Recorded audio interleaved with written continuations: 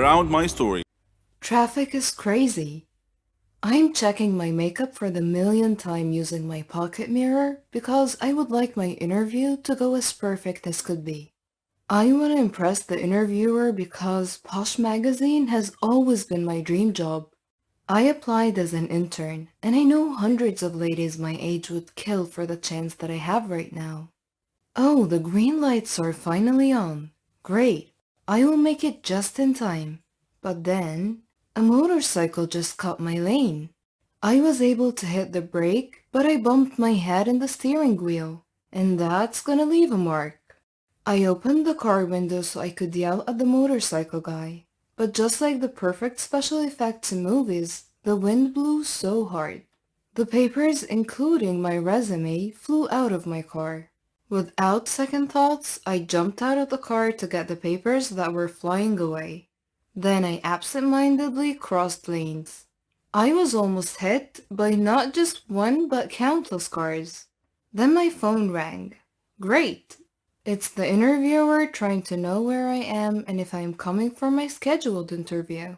As I took out my mobile phone from my bag to answer the call, a random guy ran over my direction and quickly snatched my phone. Instinctively, I ran towards his direction. Hey, give that back to me! I didn't care about the cost of my phone. I just care about my contacts. I'm still thinking about my interview. This is my only priority at the moment. Then just like a hero, the motorcycle guy chased the snatcher and he was able to catch him. The police were able to take care of the snatcher, then the motorcycle guy took the pleasure of giving me back my phone. Hi, Miss Beautiful. Here's your precious phone. I want to say thank you, but I'm pissed at him, so I just stormed out like a kid throwing tantrums.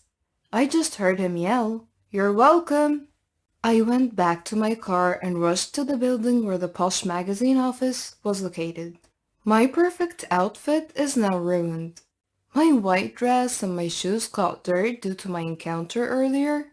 My hair in a bun got loosened up. My mascara got smudged. I'm pretty sure my lipstick is messed up as well. I would love to go to the ladies' room, but there is no time.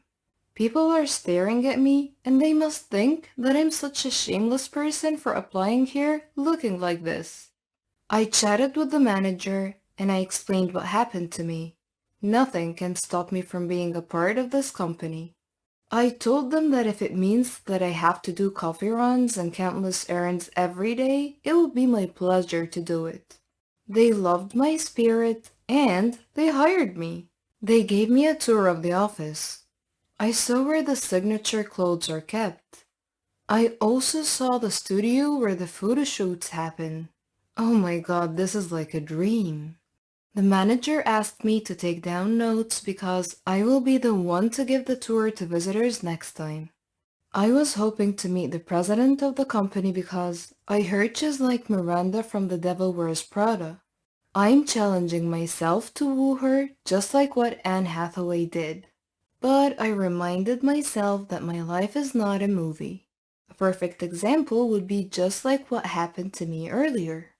I came so prepared, but I still almost lost my chance for this job because of one unfortunate event.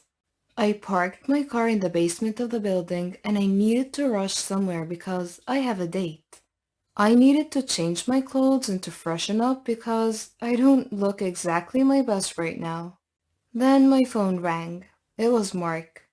It's our first date, and maybe he's just trying to check how I am and if the interview went well. But then I got sad when he said that he needed to cancel our date because he has some kind of work emergency. I had no choice but to put on a smile and pretend it was alright. No, it's fine, don't worry about me. Next time, maybe. I just went out of the building and went to the nearby coffee shop. I treated myself because I deserve a me time with a nice cup of coffee. It is the last day where I could have the luxury of time.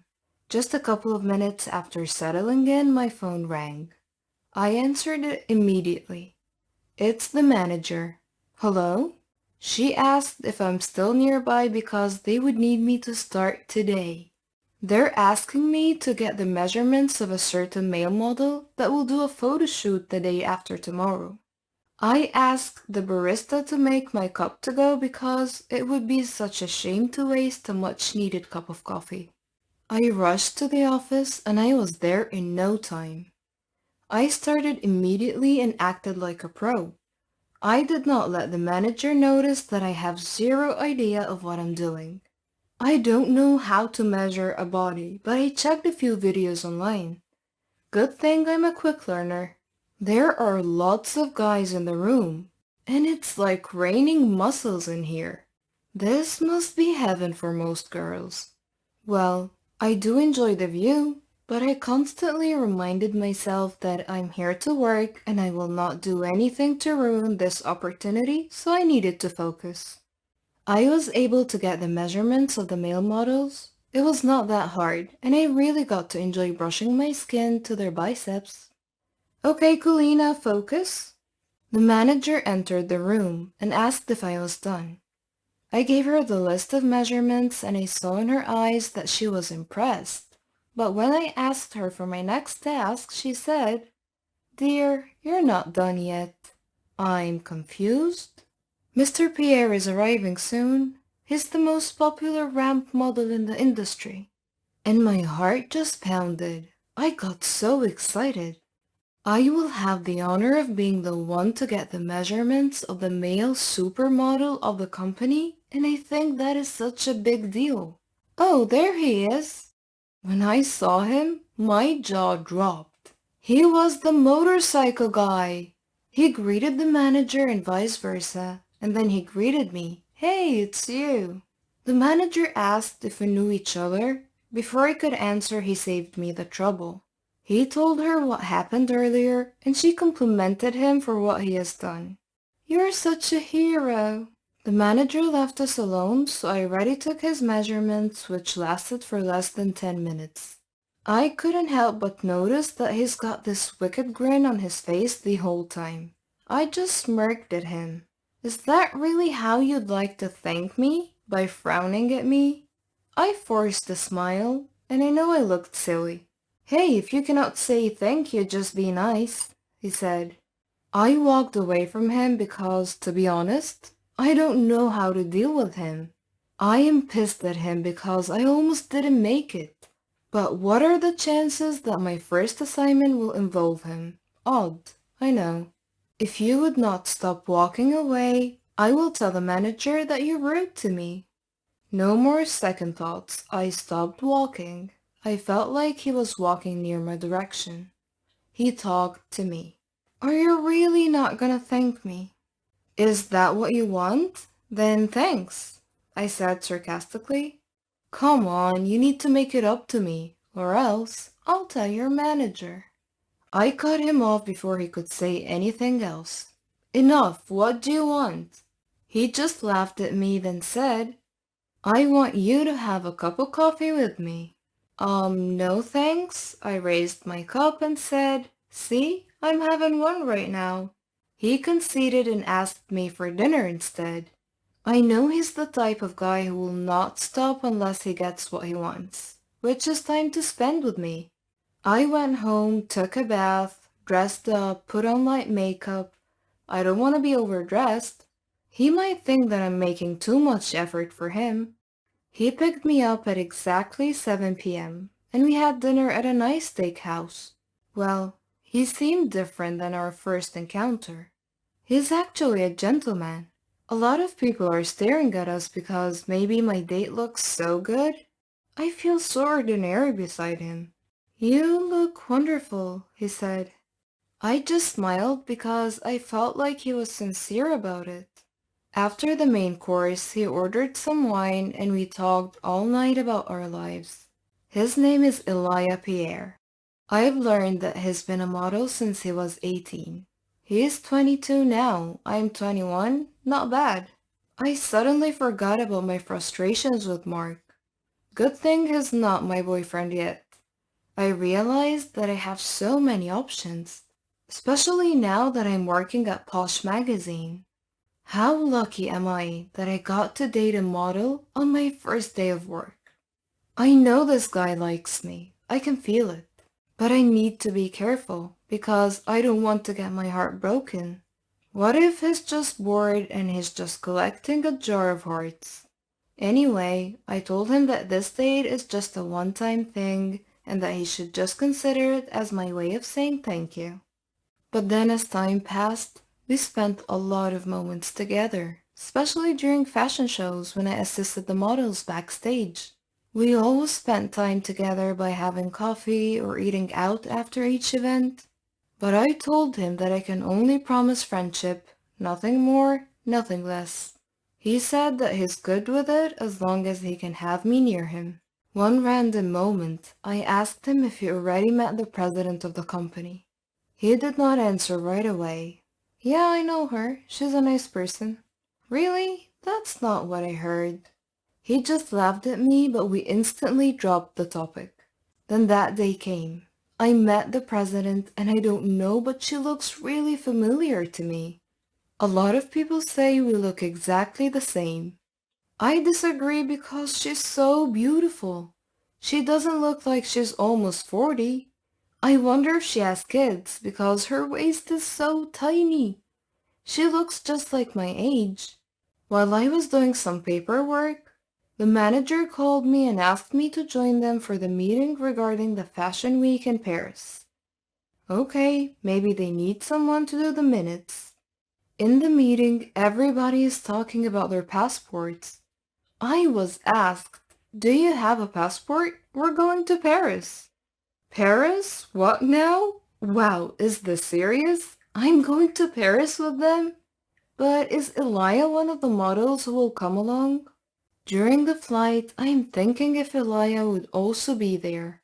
He mentioned he's been to Paris before, so I would ask him to give me a tour.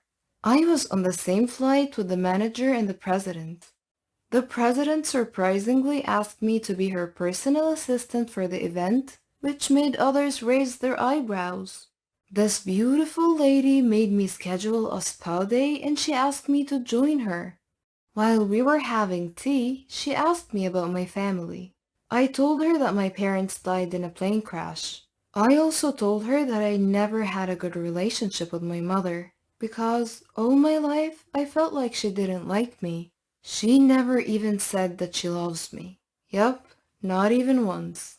"I'm so sorry, dear," she said. What she told me next was a complete surprise. "I'm going to tell you a secret because I know I could trust you." I waited for her next words. "I have a daughter. I had her when I was 18. I think she might be your age by now. That is why I have a good feeling about you. If she's alive and well, I hope she grew up to be as pretty and smart as you are." I got water in my eyes. I never heard those words from my mom. The president and I dressed up after a hot steam session and she asked me if I would love to go shopping with her. Who would say no to that? She bought me a lot of shoes and bags. She asked me to change my clothes into signature ones. We rented a car and strolled around the city. It was so much fun. How I wish I had a moment like this with my own mother. I cannot wait to talk to Elia about this. He might not believe the moment I'm having right now with the lady. We finally reached the hotel and we went straight to our rooms.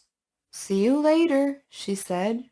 I received Elias' text message. He said that he's not included on the list of the male models that are in Paris, and he also said that he would tell me something important when I arrived back home. And he sounded so serious and strange. Then I noticed that I still have the lady president's purse with me. I offered to hold it so she could enjoy her shopping. I was on my way to the room when I saw Elia. I thought he was not in Paris. I almost called out his name, but I decided to stay quiet and just spied on him. I followed him to check where he was going. Why is he hiding from me? If he is here with another woman, then why is he keeping it a secret from me? I knew it. He's just making me a fool. But then again, why am I jealous? I'm the one who only wants friendship.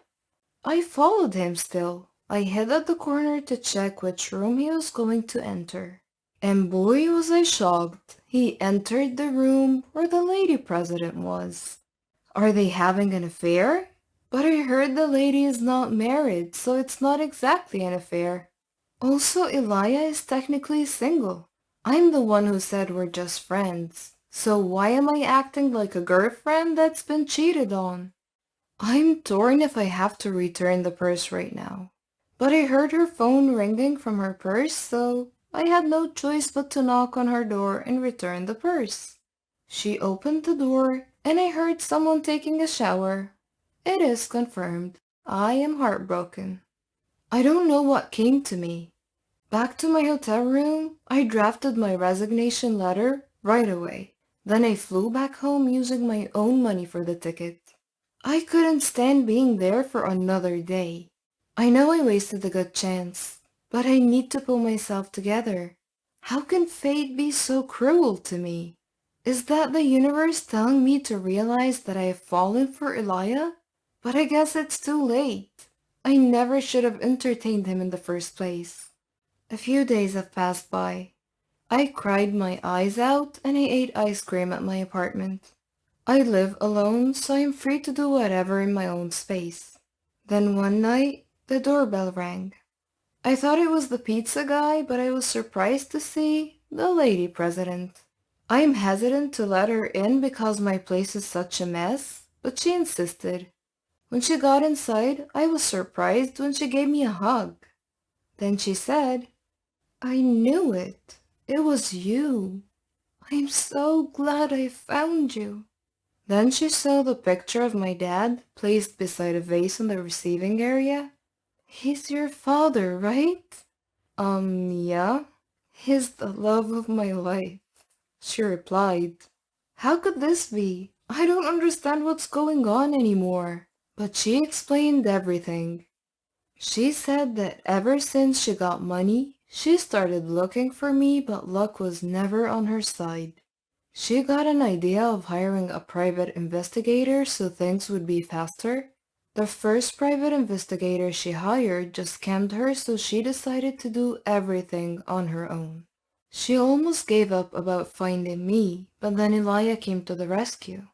Elia is just working undercover as a model. He is a private investigator. He's got a strong theory that I'm the missing child of the lady president, but he doesn't have the document to prove it yet. Then she got my records from the company. He had a strong proof when he confirmed the identity of my father. He couldn't wait back home to tell the lady president, so he flew to Paris to let her know. Also, the lady president told me the story of why I grew up away from her. She explained that my father was set to marry someone else, but then they fell in love. She was just working as a secretary, so his parents were not in favor of her. She got pregnant and she hid me until I was born. One day, a group of henchmen took me away from her, and that was an order from my father's parents. She got so devastated. She went abroad to pursue her dreams in fashion and swore to get me back once she's successful. And then finally, fate was on her side. Her boss fell in love with her and financed her to have her own company. The rest is history. She hugged me again and said, please allow me to be a mother to you. I hope it's not too late. I hugged her back. Then she said that I should talk to Elia because he's waiting for me downstairs. Elia and I were able to patch things up. We stayed as friends because he understood that I have a lot of things to iron out. I loved spending time with my new mother because we had a lot of catching up to do. She wanted to give me a good position in the company, but I told her that I'm happy being an intern because, just like her, I want to experience learning everything from the ground up. I'm sure you'd love to hear more about what happened between me and Elia. And my story is not over yet. That was only the beginning. Hello, my name is Kate. Now I'm going to say this. I am by no means a saint, and the only reason I brought this up is later in the story. So, I dated this guy in high school for 2 years. He was the love of my life, and I planned on marrying him. His dad became super controlling, and eventually he forced us to break up. He immediately got into a relationship with another girl, and I moved on. Later on, I met this guy who we will call Max, and he was a mix between country and scene. He liked artists like Lil Peep and also was in love with horses. He had a girlfriend who lived across the country, but we stayed friends. They eventually broke up, and naturally, we both grew closer. Dear God, I regret ever saying yes to going out with him. The first 2 months, they were constant fighting. He wanted us to visit his ex girlfriend because she was failing college and addicted to coke while we were together. He would sometimes text her while he was at my house or while we were at dinner, but eventually he quit. The next few months were okay at best. He would constantly start fights with my male friends and even assumed I was cheating on him with one friend who at the time did have a crush on me. But I'm a very loyal person who went as far as to put more of my time into hanging out with my boyfriend than my friends. Eventually, we went on a cruise and he got high with a group of girls and kissed one of them. I cut it off and went on to date others. So, he texted me 3 months after breaking up, saying he wants to talk and apologize for what he did. I was still in love with him, so I agreed and we set up a time for when he could come over. I knew instantly when he pulled into my driveway that I was going to regret ever responding. There was no hug, no I miss you, none of that. Instead, he walks up to me, looks me in the eye, and says, I want to get this out of the way. I've dated a lot of people since we broke up. Yeah, nothing wrong with that. I mean, I did the same when we broke up. So I kind of agreed to being just friends and never go back to talking about getting back together for now. But then comes the bullshit. He calls me one night and says, Hey, I want to get back with you. Because honestly, wandering around is boring, and I don't want to jump into things instantly. And I was wondering if dating without labels would be okay with you. When I asked him to elaborate, he replied, as in, I can still go to dinner with other girls, you can go to dinner with other guys, and we'll see what happens. Needless to say, I hung up without saying a word. Told him thanks, but no thanks. You are not who you used to be, and I'm not interested anymore. Bonus chapter. He stopped a few weeks, but he would periodically send me pictures of him at parties or on dates with other girls or pictures of his private areas.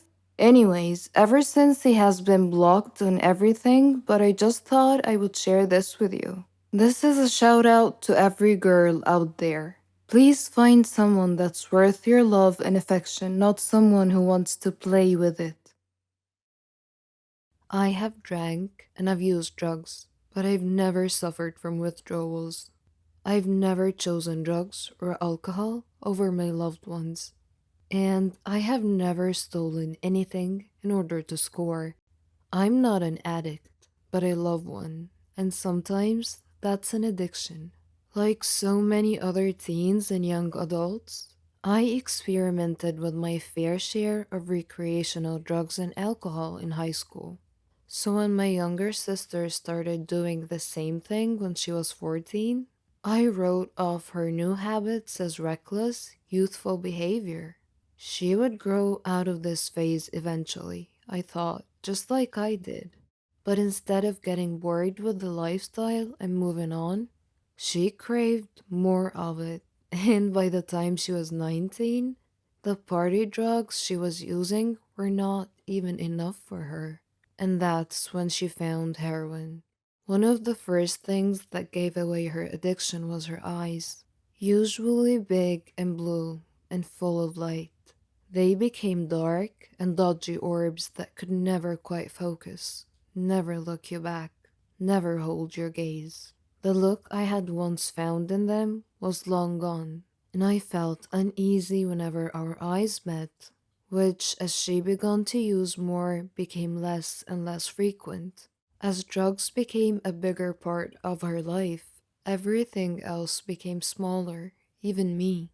The days of us driving around our small town in my car, smoking a ball and blasting Sublime, were replaced with quick visits to her darkened bedroom, a space that I had left her in after I went off to college, which had transformed from a teenage safe haven into a dark cave filled with cigarette smoke, empty booze bottles, and stash boxes of every kind of opiate you could imagine, including heroin, oxycodone, and opium.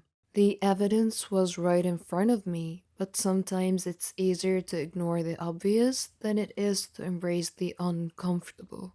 When we went out, which was rare because it was nearly impossible to get my sister away from the comfort cave she had built for herself, I wrote off her frequent visits to the bathroom and lack of appetite as stomach problems or even body issues. When she didn't laugh at our favorite comedy sketches, I told myself that maybe she'd just seen it too many times for it to be funny anymore. When she stayed up until 4 a.m. in the morning and slept until 3 p.m., and when she started wearing long clothes in 90-degree weather, when she couldn't hold a job, when she got her hands on money she couldn't explain, and when I actually found her stash in her purse when I was snooping one day, I just kept telling myself, she's young, she's rebelling, she'll move past this phase. I was 24 and living in Brooklyn when my 21-year-old sister called me and admitted it. Plainly and almost optimistically, she was an addict. I think you already know this, she said, voice shaky and a little too loud.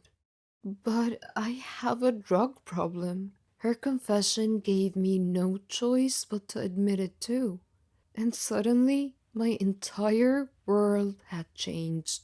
The lying, the stealing, the cheating, the messy parts of an addict's life don't really change from one user to the next. They're just as dark, just as sad, and just as unforgivable as you would imagine they would be.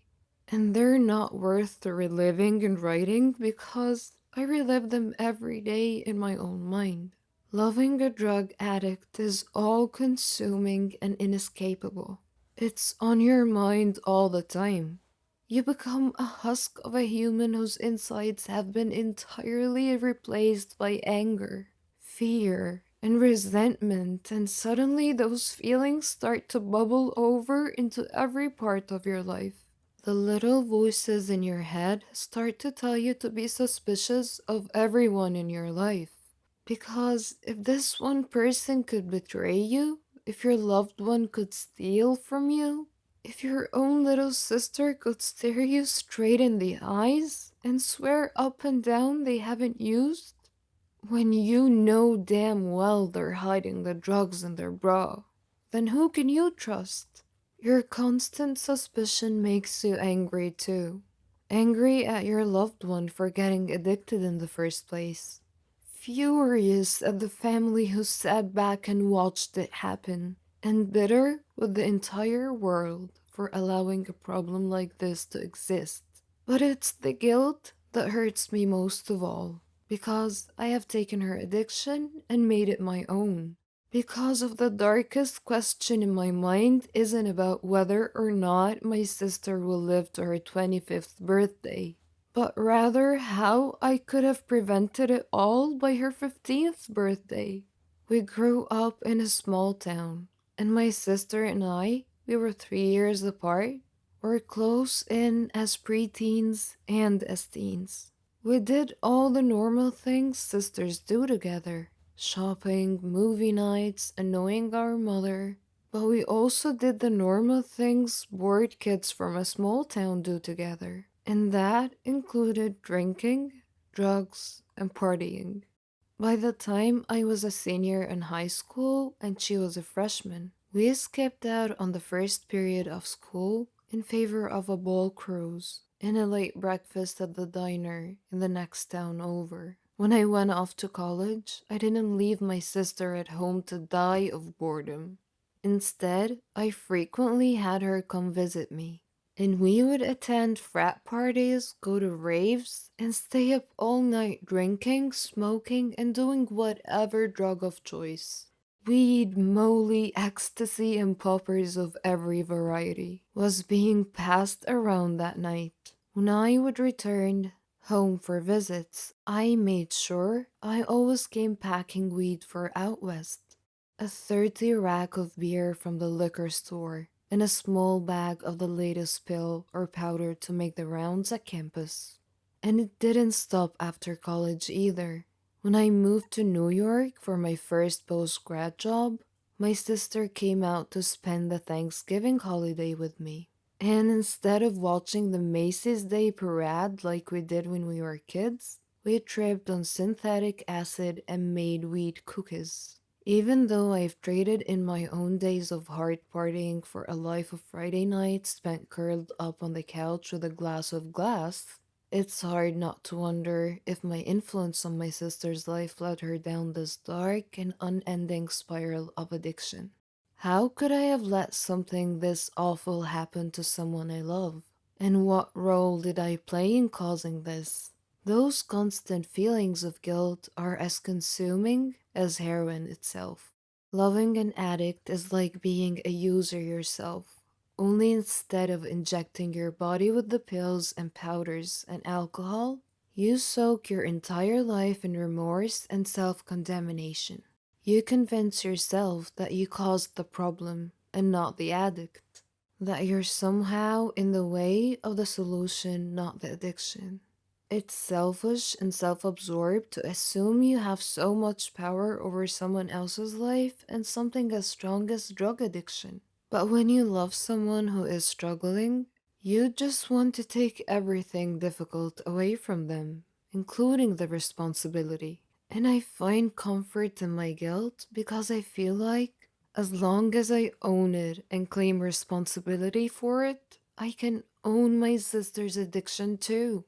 If I own it, then I can control it.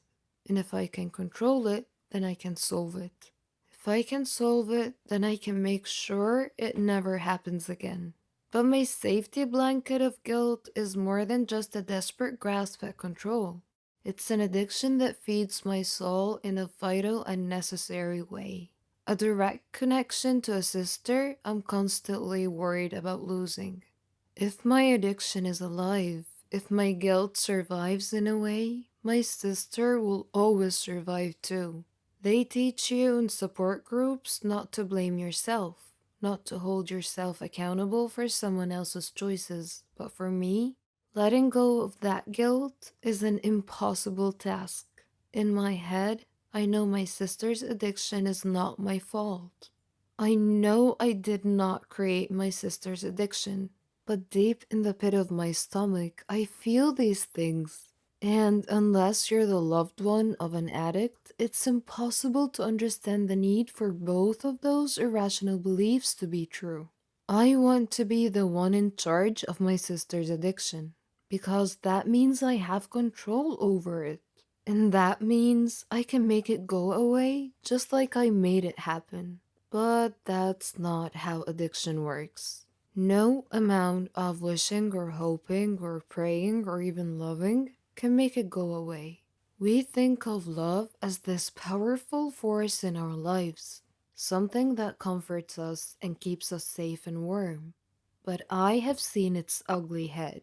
I've seen how destructive it can be, how painful it can feel, and how deceptive it really is. What I thought could be an all powerful weapon capable of cutting through even the thickest chains of addiction actually became a heavy set of shackles. But I began to cling to that love anyway, because I believed that if I just loved my sister hard enough, I could make her problems go away. My sister doesn't live with my family anymore. After getting clean, falling off the wagon, and repeating the cycle a few times, she decided that the best thing for her was to get on a plane and fly halfway around the world to Abu Dhabi, where she lives in a mostly drug-free country teaching preschool. She needed time and space to get away from her addiction. But no matter where in the world she runs to, my addiction to her won't be far behind. My sister has her own demons to fight, her own addictions that she will struggle with her whole life. But so do I. I'm addicted to fixing her, addicted to keeping her safe. And it's hard to see where one of our addictions starts and the other one ends. I don't know if my sister has kicked her heroin addiction for now, or if she's kicked it for good. But I don't know if I will ever be able to stop worrying about it. However, there's one thing that I know. I love my sister, and that's a habit I will never be able to kick. Don't we all feel special sometimes? I grew up in an orphan house. I'm not trying to pretend that there was anything special about it, but I grew up with this nagging voice inside my head telling me how special I am and that my life will eventually turn upside down. It turned out I was not being delusional or anything. What happened to me was every foster child's dream. If only I knew what my future held for me. My mom, dad, and twin sister committed suicide in 1992. I was saved by my extended family only to get abandoned later.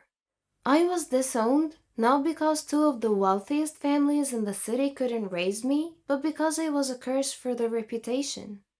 My mom and dad were not married, and that brought them so much shame until they took their own lives. Fast forward few months later, one day I woke up at a children's home. I'm an orphan now. I have absolutely no memories of my parents or even my twin sister, but I do remember my extended family very well. They gave me up when I was 6 years old. My uncle is an extremely rich businessman. He was never really bad to me. In fact, he put me in what you can call a fancy home. Although he promised to visit me every weekend, he never did.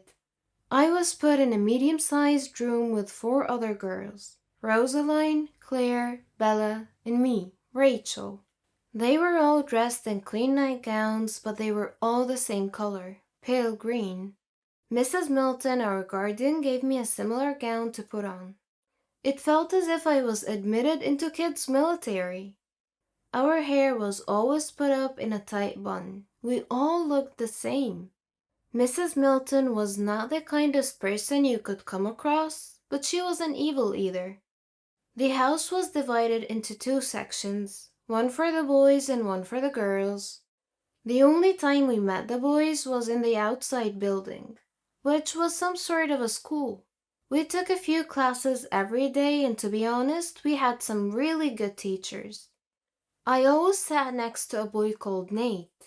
I thought he was super smart, and he always helped with my math homework because numbers were never really my field of expertise. We eventually became really good friends. Whenever I went back to the room, all the girls were too occupied with their toys, and they were all good friends already. It felt like I was an outsider. However, a few months later, I became the alpha of the group. Don't get me wrong, this is not another Oliver Twist story. We used to pull pranks on each other all the time, and we had a really good laugh. I mean, being in a foster home is not exactly a vacation, so we made the best out of a bad situation. When the girls would go to sleep at night, I would go fake sleeping until Mrs. Milton had gone to sleep as well. Then I would stare out that tiny, teeny window and start counting the stars one by one. I named one after my dad, one after my mom, one after my twin sister, and finally, one after Nate. I would stay up all night long daydreaming until I fell asleep. Mrs. Milton would wake us up around 6 a.m. to have breakfast and go to class. It went on like that for years and years. Every day seemed exactly like the other, except on the weekends, which wasn't really much of a weekend. It only meant we were allowed to eat dessert. I have always been an extremely curious little girl, and the reason Nate and I grew so close was because he was a curious boy as well. We had no idea about the outside world. We had so many unanswered questions, and sometimes we would make up answers to tame our brains. The girls had relatives visiting them during the weekend, but I would stay in my room. Sometimes I cried, and sometimes I shut my eyes close and tried to imagine what my mom looked like. One day during science class, Nate asked me who visits me on the weekend. I never said anything back. I pretended that I didn't even hear him. But in a moment of extreme confusion and sadness, I wrote something down on a piece of paper and passed it to him. It said, "Let's get out of here." We were 12 years old at the time. I didn't care about the consequences at all. All I cared about was getting outside of here and exploring what was happening in the outside world. I wanted to go back to my uncle, even if he didn't want me. Nate looked at the paper, folded it into half, and he freaking swallowed the paper, and he just nodded his head at me. I wasn't sure what he meant by the nod until at midnight. While I was looking at the stars I befriended for years now, I heard the slip of a paper under the door. I quickly got up and the paper said, "Meet me at the school building in 5 minutes." I slowly opened the door and ran downstairs. Nate and I stood there awkwardly, not knowing what to do. We started discussing a runaway plan. But seriously though, what could two kids do to escape a fully guarded huge building? We were smarter than any of you would think. For the next week, we studied every movement happening around the place. When security guards changed their shifts, which teachers left class early, we even memorized the times when Mrs. Milton had to use the bathroom. We had a solid plan. At the end of the week, on Friday, we had history class, and the teacher always left a few minutes early. At the same exact time, security guards changed their shifts, and Mrs. Milton took about 3 to 4 minutes to come downstairs and walk us back to our rooms. That was it. That was the moment I have been looking for all along. We passed by the guard's back and we ran and ran like there was no tomorrow. After a few blocks, we were out of breath. We were two kids dressed exactly alike with no money and no place to go. But we couldn't stop, not after we finally did it. We kept on walking and walking until it was night. I looked up at the sky and I could not believe my eyes. The sky had endless stars. I let my hair down and got rid of that stupid bun I've had for years.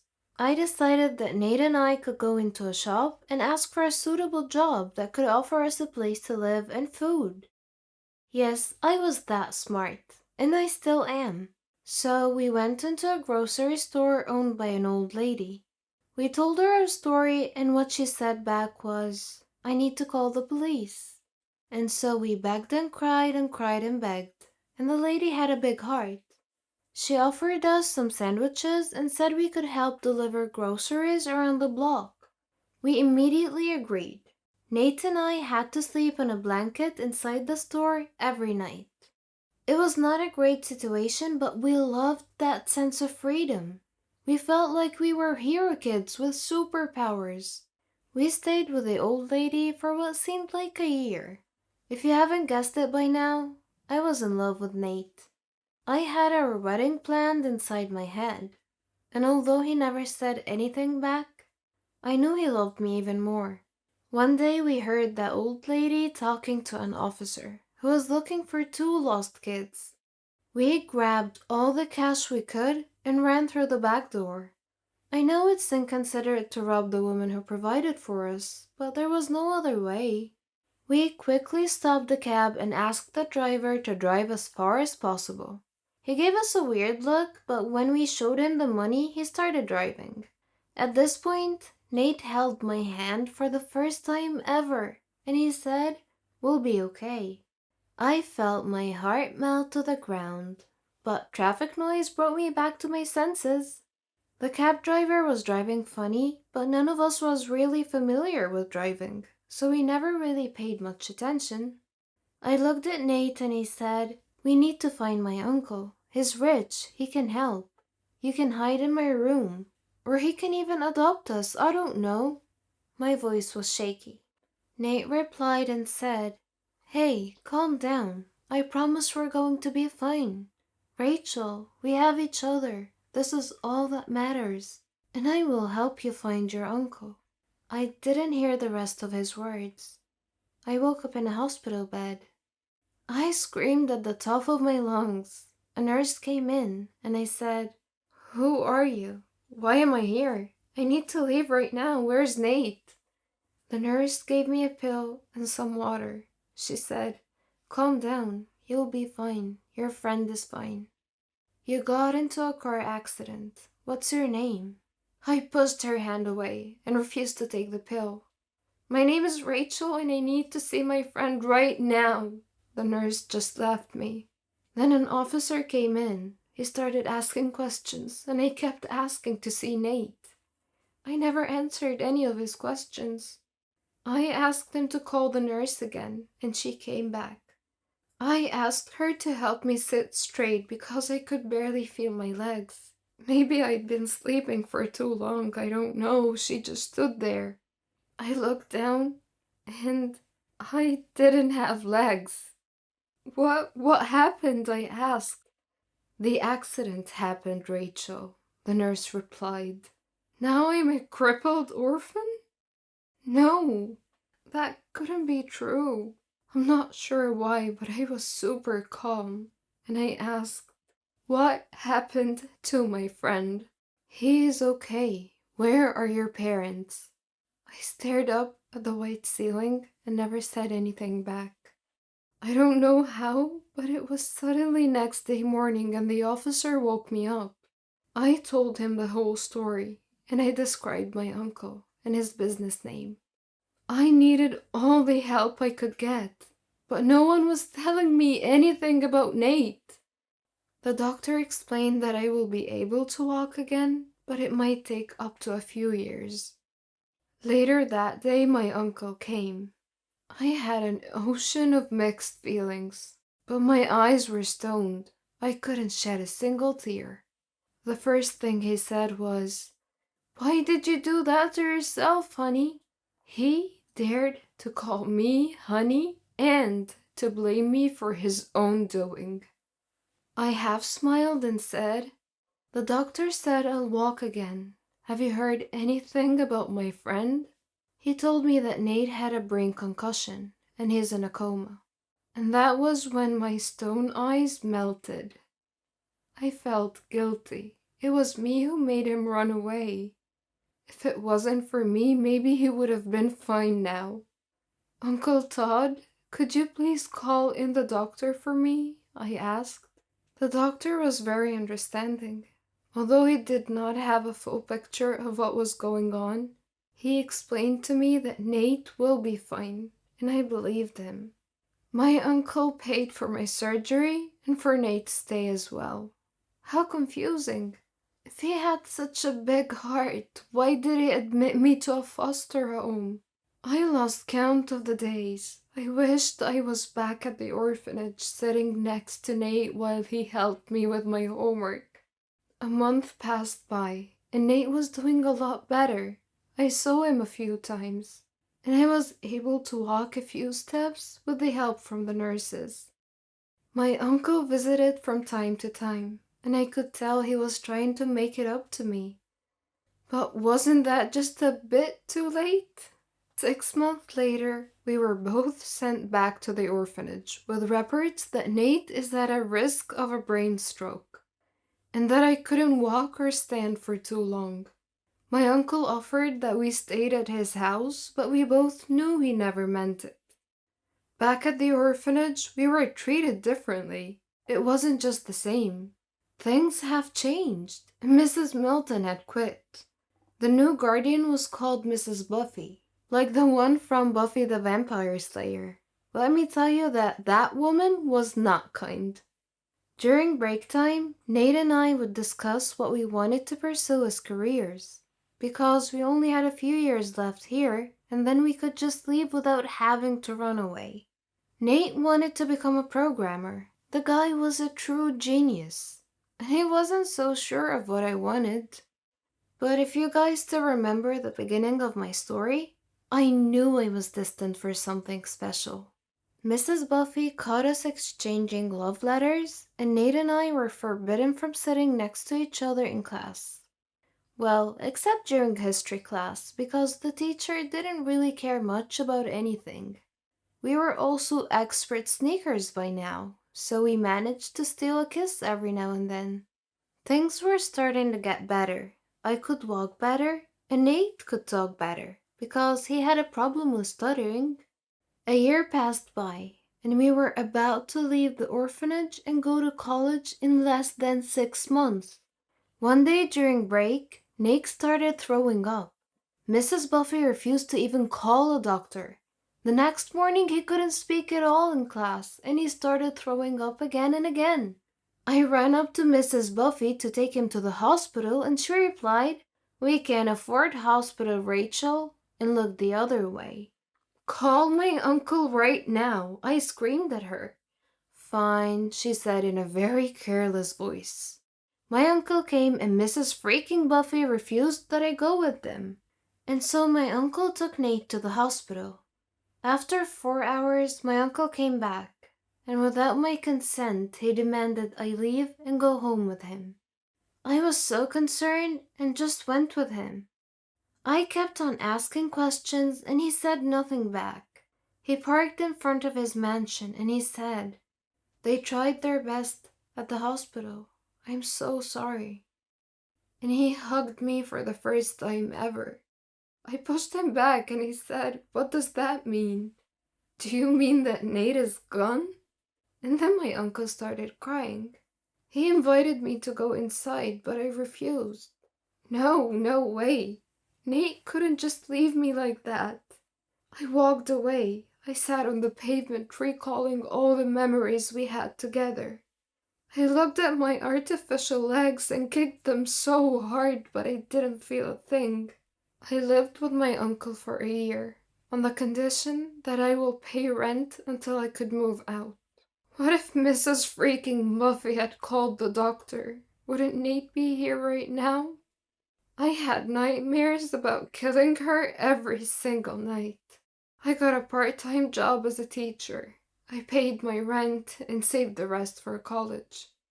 I finally knew what I wanted to study. I wanted to study journalism. I worked day and night until I could afford college. I sent hate letters to Miss Buffy every now and then. As soon as I graduated, I landed a 1 in a million job. I worked for the biggest newspaper in town. I moved out from my uncle's, but we are on good terms. 2 years later, I went back to the orphanage, only to find out that another kid had died due to lack of responsibility. Although Mrs. Buffy was old and even grumpier now, it didn't stop me from getting back at her. I wrote every detail of Nate's story and submitted it to my boss. He never even knew I grew up in an orphanage. The story went viral. I was even interviewed to share more details on television. Finally, Mrs. Buffy went to prison after a long trial. Oh, I could almost hear Nate smile in heaven right now. I may not have legs, and I may get bullied every now and then, but I have Nate living inside my heart. After things went viral on social media, I was able to get enough donations to open my own foster home in Nate's name and to forever honor his name. See, I told you I was destined for something extra special. Hello, my name is Brenda, and this is how I embarrassed myself when I was about 14 years old. Before I tell you my story, let me highlight a few points. All teens experience some amount of anxiety at times. It is actually a normal reaction to stress, and sometimes it even helps them deal with overwhelming situations. For many teens, things like public speaking, final exams, or even going out on a date can cause feelings of anxiety. For some teens, however, anxiety can go beyond these typical symptoms to negatively affect friendships, participation in activities, and even their schoolwork. And do not get me started on how being a teenager is made of the devil's blood. Okay, that was an innocent joke, but I do mean it. So, back to our story. I was sitting in class behind the cutest guy in my grade. His name was Josh, and I just wanted to ask for his phone number, but I was painfully shy and terribly afraid of being rejected. But it was almost time for the school dance. I wanted to go with him, but there was no way on earth I could have done it face to face. I tried to talk myself through the anxiety and convinced myself to actually go through with it. I debated with myself for a while, missing most of that day's in class instructions before I finally decided to ask him. And I did. I did ask Josh for his number, and he agreed. He slowly took my phone, typed in his number, and handed it back to me. I felt relieved. I had finally gotten the number. I mean, I was wrong. There was nothing to be anxious about. I had made it much worse in my mind than it actually was. It was actually nice to realize I was anxious over nothing, to be over it and have his number. I got home later that day and I was so excited to call or text Josh. But because I'm socially awkward, I decided to try and text him. But the message didn't deliver. I checked the number he gave me and noticed that it included the digits 911, which indicated to me that he had given me a fake number. Maybe he was trying to avoid me. I suddenly became aware of how weird I had acted towards him. I didn't have much of a relationship with the guy before asking for his number. There was no rapport between us, so it came across as creepy when I asked him. I also asked him in the middle of class by tapping him on the shoulder. There was nothing smooth or even normal about how I went about it. I hadn't acted immoral, but it was painfully awkward, socially inappropriate, and thus doomed to fail. The encounter was painful, but from it I suppose I learned some lessons on how to appropriately socialize. I also learned that it is incredibly easy to miss obvious signs that other people are giving you when you're anxious, because you're so absorbed with yourself that you miss social cues. Looking back at how he was clearly uncomfortable with my request, which he made clear by not smiling and by hesitating in agreeing to type the number. Had I gotten out of my head and paid attention, I might have noticed how he was acting and how that clearly reflected how he felt about me and our interaction. It makes me question, is having high functioning anxiety easier than being trapped in your own shell, frozen with anxiety? It may be the lesser of two evils, but for me this experience turned into purpose, and it built my self-confidence. I see it as a step, but then improving self-esteem and self-worth will have you high-functioning without anxiety. That is the end game.